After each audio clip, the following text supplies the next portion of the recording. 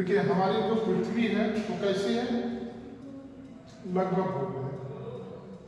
चलिए हम लोग इसको पृथ्वी मान लेते हैं। पृथ्वी की जो आकृति है अंडाकार है, लेकिन हम लोग कहते हैं कि गोल। पृथ्वी हमारी क्या है, गोल है। अब पृथ्वी गोल है, ये अक्षांश और देशांतर क्यों आए, कहाँ से आ गए? अब हुआ क्या कि जैसे पृथ्वी गोल है, अब हमें अगर किसी चीज का अध्ययन करना है तो अध्ययन करने के लिए हम जब तक एक सीमा रेखा नहीं बनाएंगे, कोई एक मानक नहीं बनाएंगे, तब तक हम क्या करेंगे, पता लगे कोई काम आप करते जाइए, कोई निष्कर्ष नहीं निकलेगा। जैसे मान लीजिए कि आपका बीटीसी का एक कोर्स निर्धारित है, हमें आपको घूम फिर वहीं पढ़ना है। अगर वो कोर्स निर्धारित नहीं होता तो हम कैसे पढ़ते? कोई मानक था? कुछ नहीं था। हम कुछ पढ़ाते, आप कहते सर आज हमारा ये पढ़ने में कर रहा है, हम कहेंगे नहीं आज हमें नहीं ये पढ़ाएंगे, तो मामला क्या हो जाएगा? ठीक, जैसे वही होता है, घर में खाना बनता है, जो आपको पसंद का है तो ठीक है, नहीं पसंद का कभी वो नहीं खाएंगे, कभी ये नहीं खाएंगे। लेकिन जब हम लोग कहीं दावत में जाते हैं तो वहाँ ये हम लोग नहीं कहते कि क्यों हरी सब्जी नहीं बनवाए, पनीर क्यों नहीं बनवाए, जो मिलता है हम लोग वही खाते हैं। क्यों? क्योंकि वहाँ फिक्स है, दावत में फिक्स है, सलाद से लेके पापड़ गुलाब जामुन खाना तक फिक्स है। आप अगर सोचेंगे कि नहीं वहाँ और कुछ मिल जाए तो संभव नहीं है, लेकिन अपने घर में आप कर सकते हैं।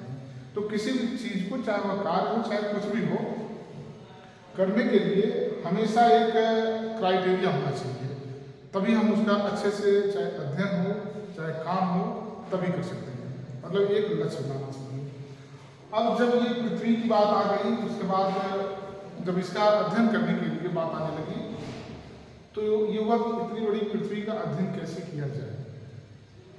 तो पहले तो देखा गया कि पूरे पृथ्वी की कंडीशन क्या क्या है, तो उस कंडीशन के हिसाब से ही पृथ्वी को चार भाग, मतलब दो भागों में बांट दिया गया। एक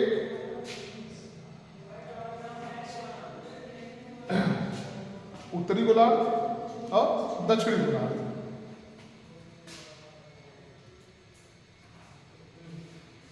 पूर्वी गोलार्ध और पश्चिमी गोलार्ध। अब क्या हुआ, कुछ मामला फिक्स हो गया, एक नाम तो मिला कि नहीं, कहाँ पर है, उत्तरी गोलार्ध में, कहाँ पर है, पश्चिमी गोलार्ध में, कहाँ पर है, पूर्वी गोलार्ध में, कहाँ पर है, दक्षिणी गोलार्ध में, एक नाम हो गया। ये देखिए ये क्या है, एक काल्पनिक रेखा है, देशांतर और अक्षांश एक काल्पनिक रेखा है। ये पृथ्वी की कोई रेखा नहीं है, ये लोग अपने अध्ययन की सुविधा के लिए इस रेखा को नाम दिया गया है। और जो ये निर्धारण हो गया, इसे हम लोग कौन सी रेखा कहते हैं? पूरब से पश्चिम कौन सी रेखा खींची जाती है? और उत्तर से दक्षिण देशांतर। ये क्लियर होना चाहिए आपको। इसकी परिभाषा सिर्फ दो लाइन लिखनी है कि पूरब से पश्चिम वह काल्पनिक रेखा जो गोलार्ध को उत्तर और दक्षिण दो भागों में बांटती है, उसे हम काल्पनिक रेखा जो लगाएंगे उसे हम क्या कहते हैं? अक्षांश। और वह काल्पनिक रेखा जो पूरे गोलार्ध को पूरब और पश्चिम दो भागों में बांटती है, उस काल्पनिक रेखा को देशांतर कहते हैं। या वह काल्पनिक रेखा जो पूरब से पश्चिम खींची जाए उसे अक्षांश कहते हैं। वह काल्पनिक रेखा जो उत्तर से दक्षिण खींची जाए उसे हम देशांतर कहते हैं। एक दोनों परिभाषा सही है, लेकिन इसमें एक चीज आप याद रखिएगा, काल्पनिक शब्द आप जरूर लगाएंगे, क्योंकि जब वो इतनी आसान चीज, इतनी छोटी चीज आपसे पूछेगा तो उसका यहाँ पूछने का यही मतलब होता है कि आपको उस काल्पनिक शब्द का मतलब पता है कि नहीं, कि आपको सिर्फ यही पता है यह रेखा पूर्व से पश्चिम खींची जाती है और यह रेखा उत्तर से दक्षिण खींची जाती है, तो उसको यही जानना है। तो जब भी आपका परिभाषा की बात आई कभी ऐसे आता है सवाल, अक्षांश और देशांतर क्या होता है, ठीक, तो आपको एक लाइन में परिभाषा लिख देना है। अब ये गोलार्ध क्लियर हो गया। तो जब ये अध्ययन होने लगा तो इन लोगों ने धीरे धीरे देखा कि आखिर मामला क्या है, कि जैसे जैसे हमारा अक्षांश बढ़ता है, ये हमारे दो ध्रुव हो गए, ठीक है, जो हमारी पृथ्वी इसी ध्रुव में क्या करती है, घूमती रहती है। हमारी पृथ्वी दो प्रकार की गति करती है, एक अच्छी है और एक कच्छी है। इसे क्या कहते हैं, एक अच्छी गति और ये कच्छी गति। प्राची बताओ दोनों गति क्या क्या होती है? अच्छी को परिक्रमा कहते हैं और कच्छी को क्या होती है, क्या कहते हैं, वो अलग बात है, ये क्या होती है?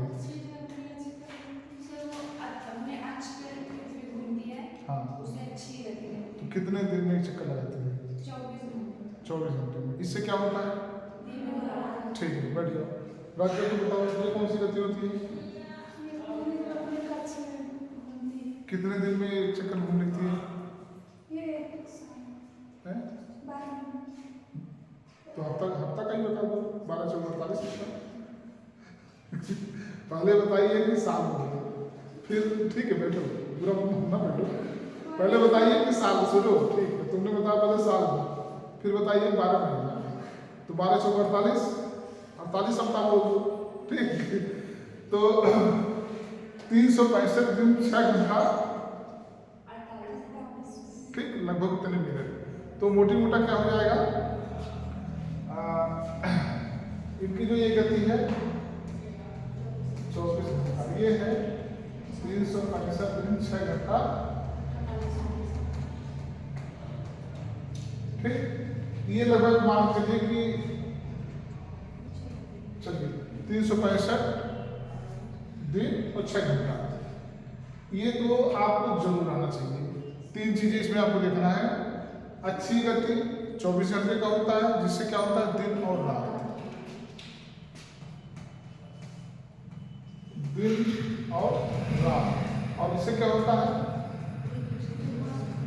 मौसमी परिवर्तन। बस एक लाइन में, मतलब इसी में आपको 3-4 चीजें आपको मिलेगी। पृथ्वी दो प्रकार की गति करती है, एक अच्छी गति, एक कच्छी गति। अच्छी होती है 24 घंटे की, इससे दिन और रात होता है, ये इतना होता है, इससे मौसम परिवर्तन होता है। अब ये हमारी जो पृथ्वी जब अपने ध्रुव पर ही घूम रही है, धुरी पर ही घूम रही है, तो उसे हम लोग कहते हैं अपने अक्ष पर घूमना, अपने अक्ष पे घूमना। जैसे ये है ये, और ये अगर इसी से कभी चक्कर लगाए तो ये कच्छी, चलिए ठीक हो गया। अब इसी गति के आधार पर ही जो सूर्य से प्रकाश आता है, अगर हमारी पृथ्वी स्थिर होती तो सूर्य का प्रकाश भी निश्चित होता है। बिल्कुल सामने हम लोग हैं, सूर्य का प्रकाश आता है, यहाँ मारता चमकता चला जाता है, फिर अगले दिन आता है, मारता चमकता चले जाता है। लेकिन यहाँ मामला क्या होता है, हम लोग घूम रहे हैं, अभी सूर्य हमारे सामने 3 से 4 महीना, 5 महीना, 6 महीना का मामला था, खूब सूर्य परेशान कर दिया है।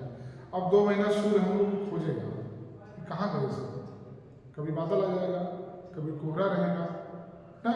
तो हम लोग जितना इस धूप में काले हुए रहते हैं, इस 2-3 महीने में थोड़े हम लोग गोरे हो जाते हैं, क्योंकि धूप हम लोग को कम मिलती है। तो समझो आप, अगर ये पृथ्वी स्थिर होती तो क्या ये मौसमी परिवर्तन होता भाई? तो तुम निश्चित मतलब फिक्स है, जैसे आपका यहाँ पे आना फिक्स, आप 11:30 बजे आ जाते हैं, 3 बजे चले जा रहे हैं, आ जाते हैं चले जाते हैं। लेकिन अगर मामला यही होता कि नहीं, अल्टरनेट होता, आज आपको दिन में आना है, कल आपको रात में आना है, कल इतने, तो क्या होता, फिर मौसम जो चाहे मौसम का प्रभाव हो, चाहे से वो बदलता रहता है। सेम चीज़ें यही है कि अगर हमारी पृथ्वी की ये दोनों गतियाँ ना होती तो ये चीज़ें ना होती, ना दिन और रात होती और ना तो मौसमी परिवर्तन होता।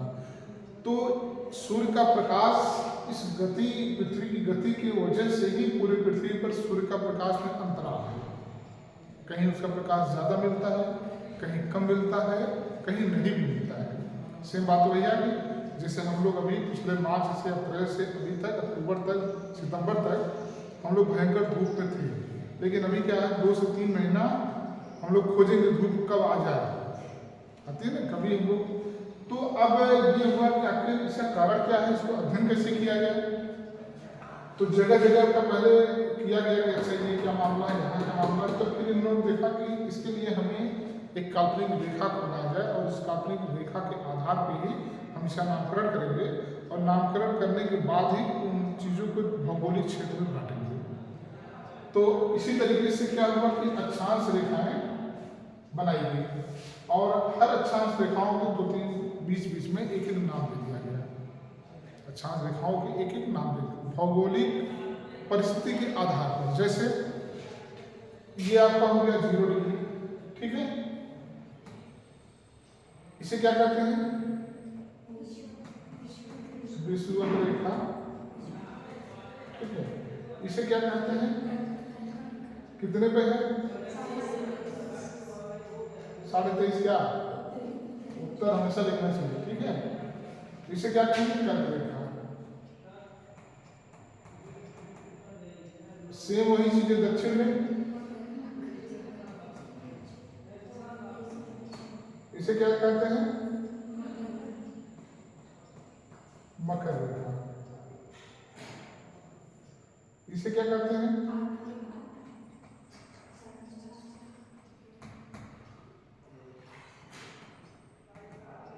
आर्कटिक।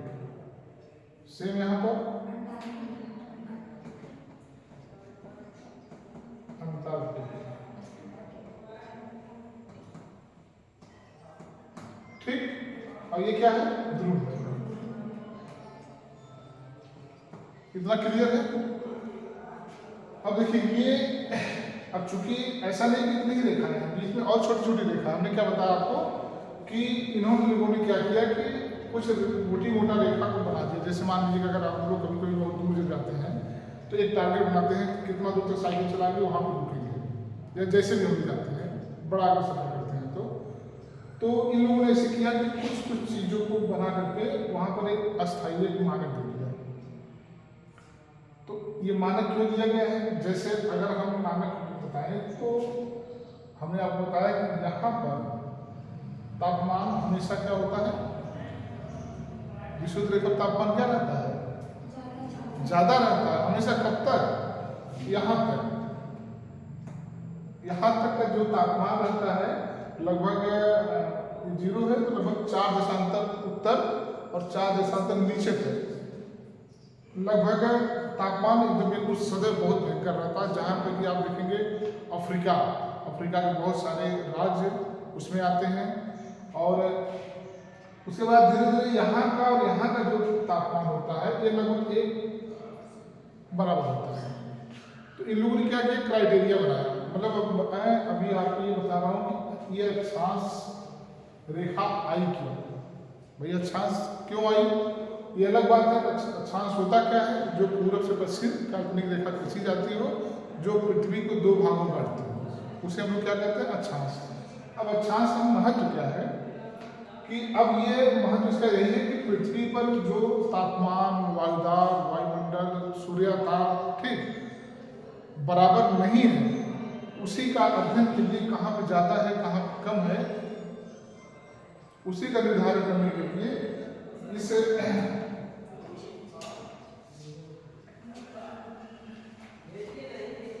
इस अक्षांश को ले आया गया। अब धीरे धीरे हुआ क्या कि ये पूरे पृथ्वी को कितने भागों में बांट दिया गया, इतने रेखाओं में, कर्क रेखा, मकर रेखा, आर्कटिक रेखा, अंटार्कटिक रेखा और ध्रुव। अब अगर ये बात आती है एक से तो ये हो गया कि जैसे हम लोग यहाँ से यहाँ का यहाँ पर रहेंगे तो तापमान क्या रहेगा, ज़्यादा रहेगा। यहाँ से जैसे ऊपर हम जाएंगे और यहाँ हम जैसे नीचे आएंगे, इसे कहते हैं भूमध्य सागरीय रेखा। यहाँ पर भूमध्य सागरीय रेखा होती है, यहाँ पर गर्मी ज़्यादा नहीं पड़ती है। भूमध्य सागरीय रेखा जैसे आप देखेंगे समुद्र के किनारे, नदियों के किनारे, पहाड़ों पर जो वायुमंडल पाया जाता है उसे हम लोग कहते हैं भूमध्य सागरीय रेखा। यहाँ पर गर्मी बहुत कम नाम आती पड़ती है, हमेशा मौसम क्या रहता है, सुहाना रहता है। जैसे हम लोग पहाड़ों पे आप देखेंगे गर्मी में लोग पहाड़ों पे घूमने पहुंच जाते हैं, समुद्र के किनारे पहुंच जाते हैं। क्यों? क्योंकि वहाँ की अभी अगर टेम्परेचर हमारे यहाँ आपके यहाँ का टेम्परेचर अगर रहेगा 42, तो वहाँ पे जानते हैं कितना रहेगा? लगभग 30-25। अभी आप मुंबई में जैसे हम लोग अभी ठंडी में क्या रहेगा, ठंडी में हम लोग जब बिल्कुल 2-3 कंबल ओढ़ के सोते हैं, रजाई ओढ़ के सोते हैं, तो मुंबई में लोग पंखा चला के सोते हैं। वहाँ इतना अंतर नहीं आता कि आज भयंकर गर्मी, कल भयंकर ठंडी। वहाँ के लोग जब आज ठंडी में आते हैं तो बिल्कुल जीरो हो जाते हैं। हम लोग दौड़ दौड़ के घूमते टहलते हैं, वो लोग या तो आग जला के बैठते हैं या तो 2-3 कंबल ओढ़ के हमेशा सोए पड़े रहते हैं। क्यों? क्योंकि वहाँ पर इस तरह की ठंडी नहीं पड़ती और वहाँ पर इस तरह की गर्मी भी नहीं पड़ती। अब सोचिए गर्मी में वहाँ का हमारे यहाँ का टेम्परेचर 42 रहेगा तो वहाँ का 25 रहेगा, और ठंडी में अगर हमारे यहाँ का टेम्परेचर 5 रहेगा तब भी वहाँ पर क्या रहेगा? 20 रहेगा। क्यों? क्योंकि वो समुद्र किनारे है, इसलिए वहाँ पर कौन सी जलवायु पाई जाती है? भूमध्य सागरीय। सेम वही कंडीशन मसूरी, ऊटी, शिमला, जम्मू कश्मीर, जहाँ भी पहाड़ी चीज़ें हैं वहाँ आप देखेंगे कि मौसम में ज़्यादा अंतर नहीं आता है, परिवर्तन जो होता है अंतर ज़्यादा नहीं आता है। मतलब जैसे हमारे यहाँ अंतर क्या हो गया, मान लीजिए हमने आपको बता दिया कि गर्मी का तापमान 42, ठंडी का कितना हो गया? 5, कितना हो गया? 37। अंतराल कितना हो गया? 37 तो आएगा ना, 42 में 5 माइनस 37। अब मुंबई का अगर हम निकालें 30 और 20, कुछ अंतर आया? थोड़ा सा अंतर आया ना भाई, ये अंतर ज़्यादा है, ये अंतर कम है।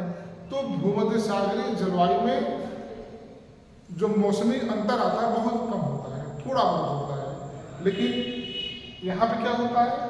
यहाँ का अंतराल ज़्यादा होता है। तो यहाँ पर यहाँ से जैसे हम लोग यहाँ जाएंगे और यहाँ से यहाँ आएंगे तो तुरंत भूमध्य सागरीय जलवायु बनने लगती है, और जैसे और ऊपर हम जाएंगे तो यहाँ पर शीत जलवायु आ जाती है। शीत मतलब ठंडी। वही चीज़ यहाँ पे भी है, ये पूरा का पूरा सेम वही रहेगा, ये भी सेम वही रहेगा। अब हम जब यहाँ से ऊपर जाते हैं, जहाँ से सूर्य का प्रकाश बिल्कुल ना के बराबर,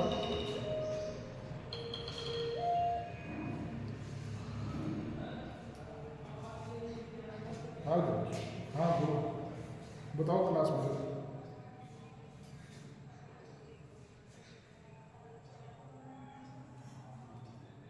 हाँ तो उनको मेरा नंबर दे दो, मैं क्लास में दूँगी, ठीक है? बोल दो आधे घंटे बाद मेरा नंबर उनको आप दे दो। हाँ ये दे दो, आज ही भिजवा सकते हो कि आज ही लास्ट डेट है।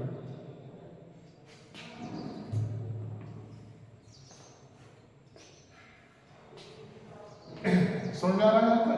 देखो लिखाना तो अलग की बात है, आप समझ जाओगे तो लिखाने की कोई जरूरत नहीं पड़ेगी, मैं लिखाऊंगा।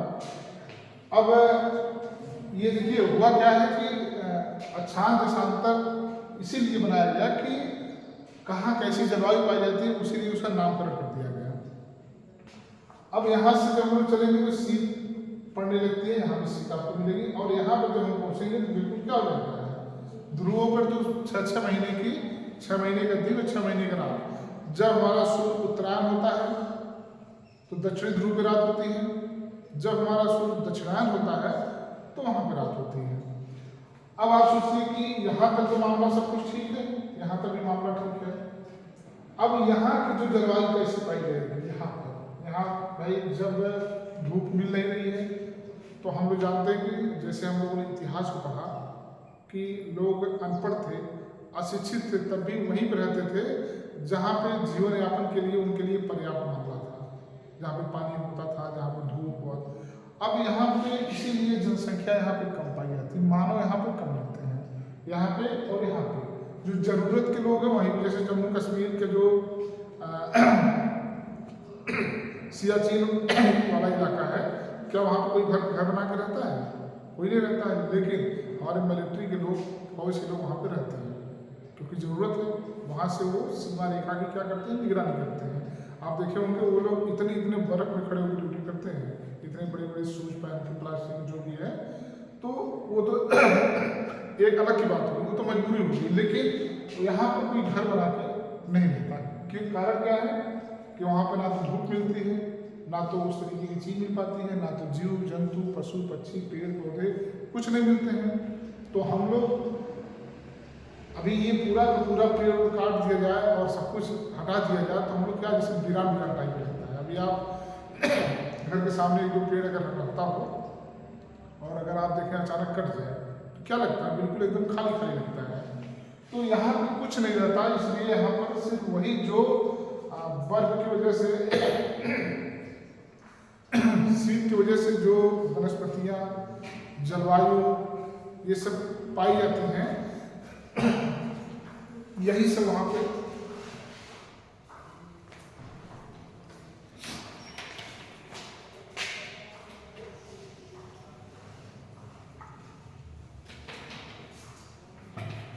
तो इन लोगों ने मोटी मोटा इतने अच्छा बना करके इसका अध्ययन किया, कहा कि आर्कटिक रेखा है, कर्क रेखा है, ये मकर रेखा है।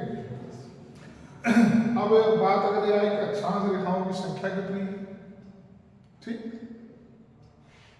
तो दो चीजें हैं, ये 0 है, ये कितना है 90, और ये कितना है 90, तो कितना हो गया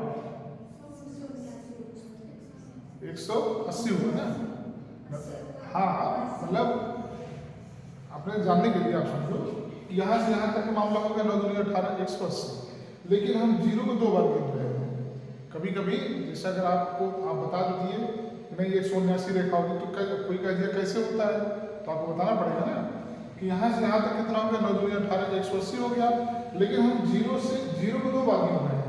हम यहीं खड़े हैं, यहाँ से अगर हम 90 को गिन रहे हैं तो हम अपने को एक गिन रहे हैं, फिर 2 3 फिर जा रहे हैं, फिर इधर जा रहे हैं, फिर इसको एक गिन रहे हैं। तो इसलिए इसमें से अक्षांश रेखाओं की संख्या कितनी होती है, 1 माइनस हो जाएगा 179, ये अलग की बात होगी। अब इतना अगर हो गया तो इनकी जैसे होता गया कि अक्षांश और देशांतर, अक्षांश से हम दूरी पता करते हैं और देशांतर से समय।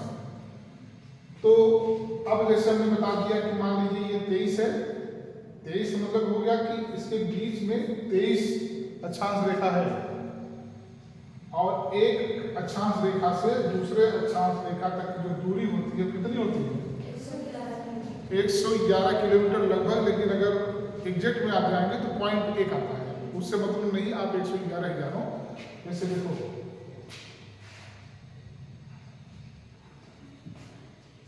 बता रहे हैं, थोड़ा सा हम आपको अंदर की चीज बता देते हैं, नहीं तो देखिए एक अक्षांश से दूसरे अक्षांश से जो दूरी होती है, एक अक्षांश से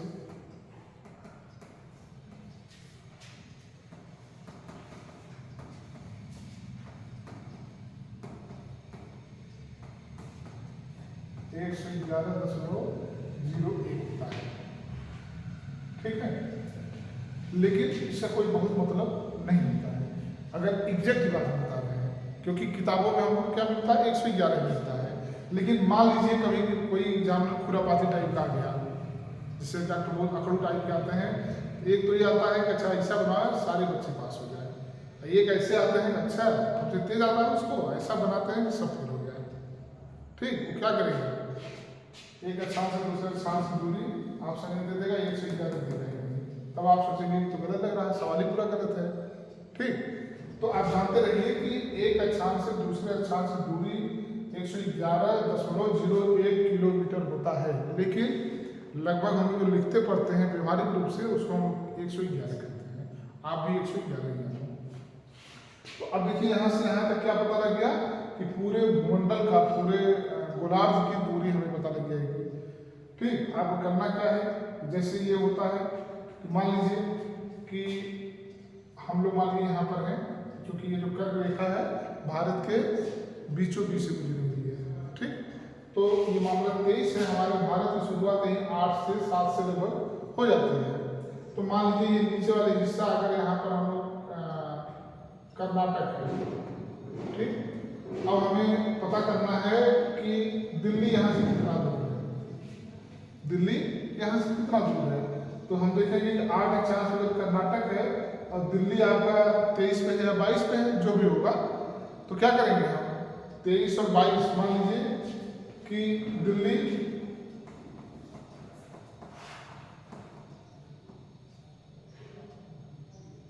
बीस करते हैं, 20 अक्षांश डिग्री पर है, और कर्नाटक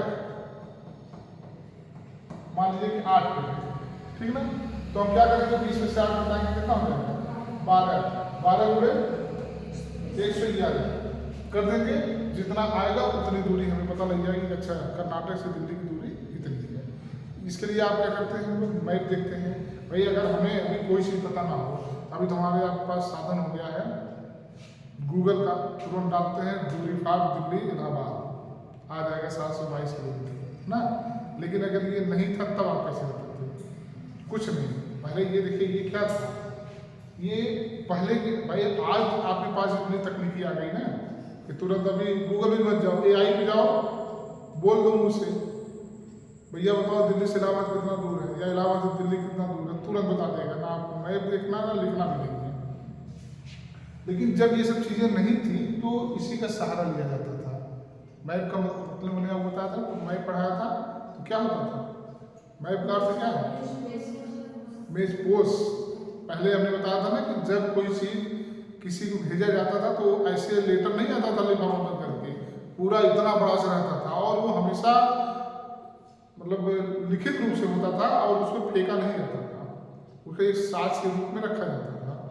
तो ये जो मैप था, इस मैप से या इस अक्षांश से हम एक देश से एक शहर से दूसरे शहर की, एक राज्य से दूसरे राज्य की क्या करते हैं, दूरी पता करते हैं। यहाँ तक कि एक जिले से दूसरे जिले की दूरी हम पता करेंगे। भाई मान लीजिए कोई भी शहर है, अगर उसकी दूरी 100 किलोमीटर की है और एक अक्षांश, तो कुछ न कुछ तो अक्षांश बढ़ेगा ही। भाई जैसे इलाहाबाद की दूरी जौनपुर से 100 किलोमीटर की है, तो हमने क्या बताया कि एक अक्षांश से दूसरा अक्षांश दूरी 111 किलोमीटर है, तो लगभग एक अक्षांश का अंतर आएगा ना। अगर हम लोग ऊपर इलाहाबाद होगा तो अक्षांश क्या होगा, कम हो जाएगा, बढ़ जाएगा, और अगर नीचे हम लोग जाएंगे तो कम हो जाएगा, तो अंतर तो एक का आएगा। तो कुल मिलाकर के अक्षांश से हम लोग एक शहर से दूसरे शहर की, एक राज्य से दूसरे राज्य की, एक देश से दूसरे देश की दूरी ज्ञात करते हैं। और दूरी कैसे ज्ञात करेंगे, एक अक्षांश बराबर 111 किलोमीटर, जितना अंतर आ रहा है पूरा कर दो, आगे निकल जाएगा। क्लियर है ये? अब इसे देखिए, इससे हम लोग कहीं की भी दूरी आप पता कर सकते हैं। भाई ये पूरा भूमंडल हो गया। अब मान लीजिए यहाँ पर अफ्रीका है, ठीक है, आप यहाँ पर हैं। अब आप सोच रहे हैं कि हमको अफ्रीका जाना है, पता नहीं कितना किलोमीटर होगा, हमको अमेरिका जाना है, पता नहीं कितना किलोमीटर होगा, कुछ नहीं पूछना है। आप मैप खोलिए, देखिए उस पर लिखा रहता है। अच्छा देखियो मैप भी नहीं, आपको मैप देखियो, मैप ही नहीं देखियो, शिवानी मुड़ी रानी देखी नहीं है।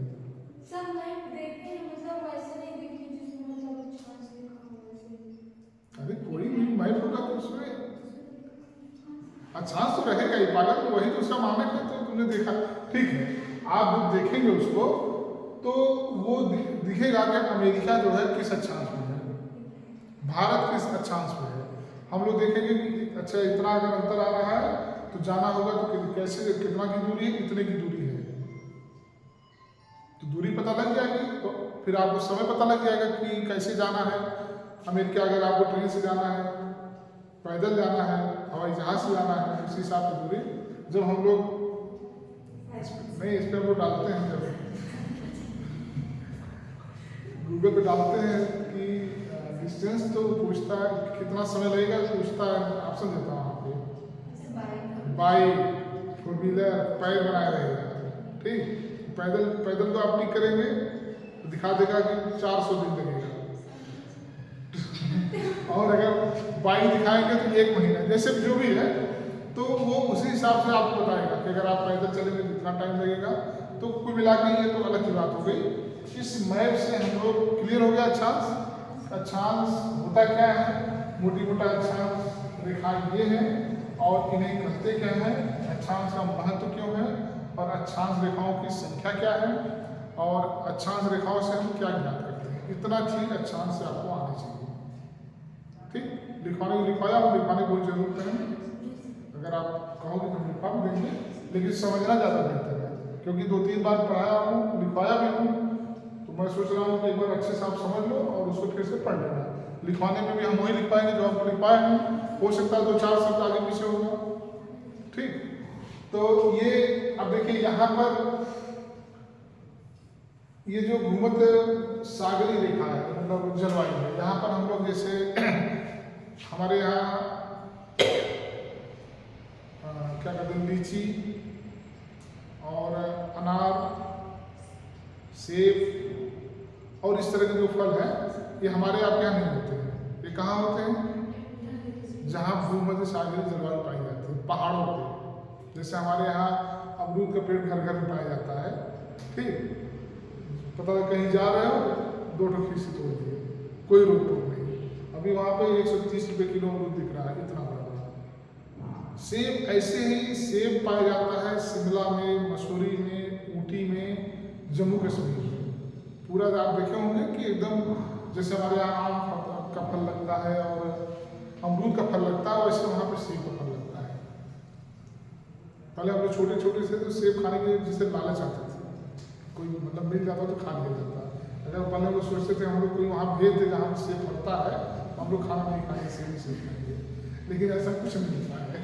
तो जब कोई चीज़ पर्याप्त मात्रा में मिल जाती है तो इंसान उससे उग जाता है।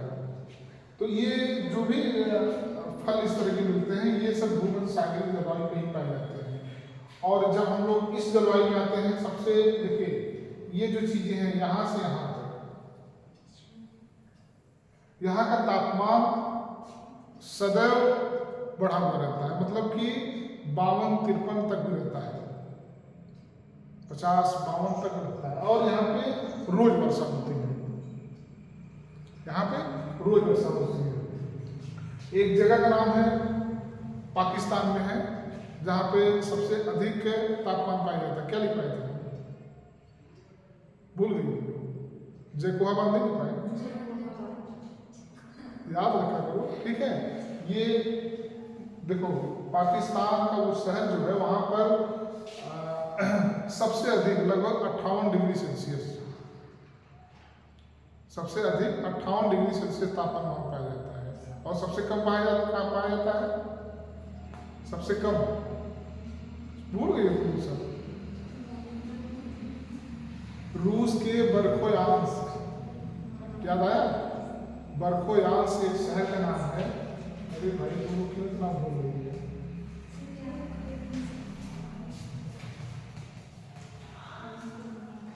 कहाँ है ये? रूस।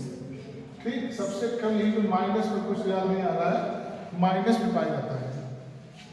सबसे कम तापमान यहाँ का होता है। क्यों? जो ये रूस है, रूस 2 महाद्वीप में आता है, एशिया में भी और यूरोप में भी। चूंकि यूरोप कहाँ पर है, यूरोप वाले सब कंट्री यहीं पर है, तो जाहिर सी बात है, हमने आपको बताया कि जैसे हम यहाँ से यहाँ जाते हैं तो शीत चालू हो जाता है। तो रूस वाला जो एरिया, रूस भारत का, सॉरी विश्व का सबसे बड़ा क्षेत्रफल वाला देश है। ठीक, क्यों? कारण है कि ये बहुत विस्तृत फैला हुआ है। यह एशिया में भी है और यूरोप में भी है। एशिया में जो इसका भाग है, वो तो वहाँ का मौसम ठीक है, लेकिन जो भाग इसका यूरोप में पड़ता है, वहीं पर है ये बरखोयांस्क, जहाँ पर विश्व का सबसे कम तापमान दर्ज किया जाता है। भाई यूरोप का आप देश देखेंगे, जैसे नॉर्वे, नीदरलैंड, फिनलैंड सब देश है ना, तो यहाँ पे आप देखेंगे बिल्कुल एकदम बहुत शांति रहती है, बहुत छोटे छोटे देश है और बहुत सुकून वाले देश है। वहाँ ये ड्रोन वाले चोर नहीं है वहाँ। यहाँ तो हमारे यहाँ हर साल एक न एक आता है कलाकारी, एक कभी ड्रोन वाला चोर, कभी मुनुचवा आ गया, कभी लड़का चोरी करने वाला आ गया, कभी कोई आ रहा है तेजाब फेंक के चला जा रहा है, सब हल्ला होती रहे। और ये हल्ला कब होती है? इसी समय होता है जब ये मतलब हाँ नवरात्रि जब आता है, इसी समय। अच्छा मजे की बात यह है कि ये चोर पूरे प्रदेश में सक्रिय हो जाते हैं एक साथ। वहाँ पे ऐसा कुछ नहीं है,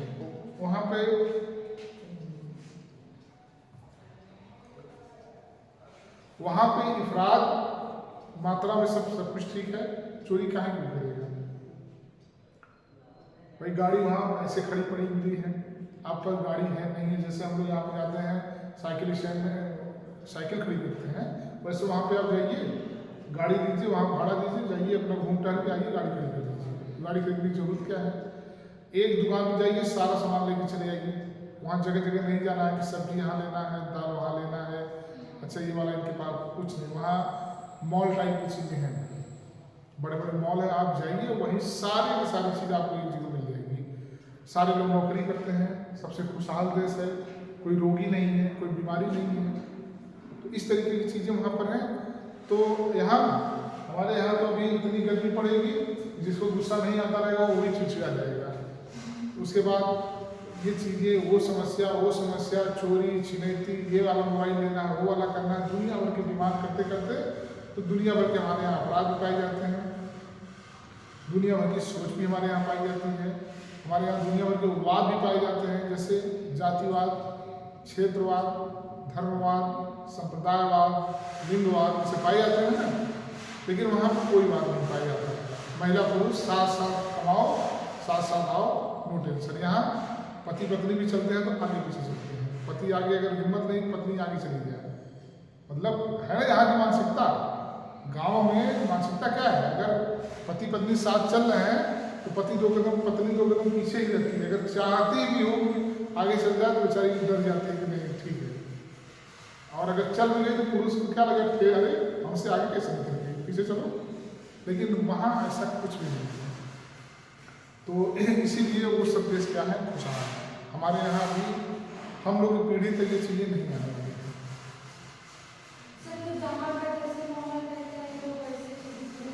वही तो बात हमने कहा ना, अभी करंट में मेरे साथ जैसा हुआ, हम दोनों लोग छत से उतर रहे थे तो सीढ़ी जैसे आई तो पत्नी वाली बगल हो गई, मतलब पहले आ, मतलब देखो हमारा जो कहने का मतलब है, ये हमारी मानसिकता में आ गया है, ये हमारी मानसिकता में आ गया है। तो ये सब बाकी जो बड़े बड़े महानगर हैं, मेट्रोपॉलिटन नगर है, जिसको हम लोग विश्व नगर कहते हैं, जहाँ पर ऐसा कुछ भी नहीं है, सब कमाते हैं, सब अपना अपना काम करते हैं, सेफ भी हैं, पति पत्नी के रूप में भी हैं, ठीक है। लेकिन समय समय सब कुछ है। यहाँ पे क्या है, पति ठीक है, बहुत चीज़ें तो कम में देखेंगे कि सब लोग काम करते हैं, लेकिन देखेंगे कि पति बेचारा कमाते कमाते हाफता है और पत्नी क्या करेगी, जो गांव की है, खाना वाना बना करके वो दिन भर बचौरा में चालू हो जाएंगे ना। तो उनका एक अलग सिस्टम, उनको ये लगता है कि हमारी यही दुनिया है। तो कैसे हम लोग खुशहाल रहेंगे? खुशहाल कब रहेंगे? अगर 10,000 आदमी जाके कमा के ले आवा, 10,000 बताओगे, आप भी कमा के ले आओगे, 20,000 होगा, तब तो खुशहाल होंगे। तो यूरोप में आप देखेंगे जितने भी, अगर आप कभी पढ़ते होंगे, सबसे खुशहाल देश, सबसे विकसित देश आता नहीं आता, पता लगता सारे के सारे वही यूरोप वाले होते हैं, नीदरलैंड, नॉर्वे, फिनलैंड, यही हम सब बने हुए हैं पिछले 15 साल से। कारण क्या है? वहाँ कोई मंदिर नहीं है, वहाँ कोई वाद नहीं है, वहाँ कुछ भी इस तरह की चीज़ नहीं है, वहाँ ना भ्रष्टाचार नहीं है, चोरी नहीं है। चोरी तो आपको केरल में नहीं है, केरल में भी अगर आपको कोई सामान पा जाएगा, या वहाँ पे लोग बताते हैं, देखा तो नहीं, कुछ ऐसे मार्केट हैं, दुकान खुली है, सामान रखा हुआ है, आप जाइए, सब उस पर लगा हुआ है, क्या प्राइस है, जो भी चीज़ें हो, आप जाइए, पैसा रखिए, सामान लेके चले जाइए। हमारे यहाँ अगर ऐसा हो जाए तो 2 तो दिखा के लेंगे, 3 पीछे दाब लेंगे, यहाँ पे झोला वाला गिरा लेंगे 2-4 पैके, पता लगेगा वो 1-8 महीने के बाद पूरा स्टोरी बन हो जाएगा। चलो ठीक।